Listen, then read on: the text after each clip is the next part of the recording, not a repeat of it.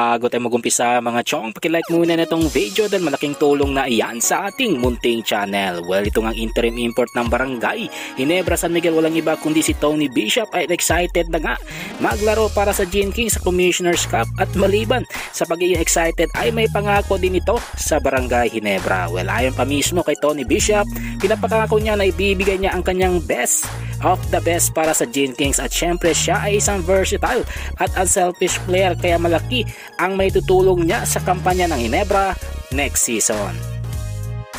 Ibang balita, punta naman tayo sa injured player ng Barangay Ginebra San Miguel na si Jeremiah Gray, na hanggang ngayon ay nagpapagaling pa rin sa kanyang natamong ACL injury. Kaya ang malaking tanong mga chong, ano naman ang mangyayari kay Jeremiah Gray kapag hindi ito tuluyang maka-fully recover? Well, ayon pa sa report, handa pa rin ang SMC management na hintayin na maka-fully recover itong si Jeremiah Gray at makapaglaro ulit sa Gene Kings. Pero kapag hindi naging magandang performance nito at na-re-injured, ay may possibility na bibitawan na ito ng management. Well, panguli sa ating balita mga chong, patungkol naman sa big man na Magnolia Chicken Templados na si James Laput na handa sa challenge next season. Well, ayon pa sa report, si James Laput ang gustong gamitin ni Coach Chito Victolero para bantayan ang mga malalakas na import next season. Kaya naman doble kayod ito si James Laput sa pag-ensayo at pagpapalakas ng kanyang katawan, nang sa ganun ay ma-meet neto ang requirements na hiniling ng Magnolia sa kanya. Well, good luck na lamang dito kay James Laput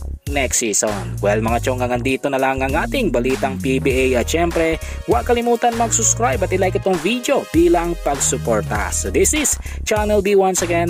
I'm out.